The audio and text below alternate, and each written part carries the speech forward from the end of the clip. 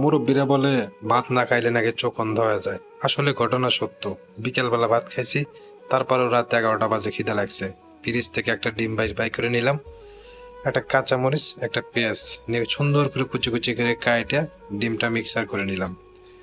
এদিকে যা চুলার উপরে কড়াইটা বসালাম, কারেন্টের লাইনটা দিলাম, দিয়ে একটুখানি তেল দিলাম, দিয়ে ডিমটা ভাজা শুরু করে দিলাম। এদিকে তেলটা গরম হয়ে গেছে, ডিম দিচ্ছি, ডিমটা ভাজা শেষ। এখন আমি ভাত খাবো। আসলে ভাই এই দেখেন রাত বাজে 10টা 55, মানে 11টা। আসলে মানুষের রুচি কি বলবো, ক্ষুধা লাগলে সবকিছু ভালো লাগে। একটা ডিম ভাজি আর করল্লা আর আলু ভাজি, 3টা কাঁচামরিচ আর 1 টুকরা লেবু, আর সাথে আছে পাতলা ডাউল, সেই মজা। আপনি না খাইলে বুঝতে পারবেন না যে ক্ষুধা লাগলে মানুষের কাছে এই সমস্ত খাবার কতটুকু ভালো লাগে। আসলে যার পেটে ক্ষুধা আছে সেই জানে যে এই রকম নর্মালি খাবার কতটা মজা, মানে কতটা ভালো লাগে।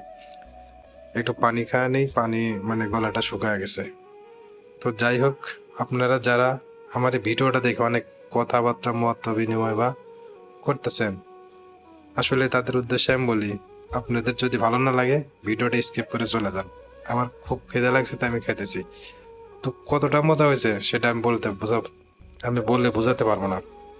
কিন্তু রাত 11টার সময় যদি ক্ষুধা লাগে, আপনি ঠিকই বুঝতে পারবেন যে আসলে কতটা স্বাদ লাগতে পারে, অনেক টেস্ট। এই জন্য আমি এই যে কাঁচামরিচ, তার সাথে লেবু দিয়ে ভাত খাচ্ছি, অনেক মজা লাগতেছে, সেই মজা।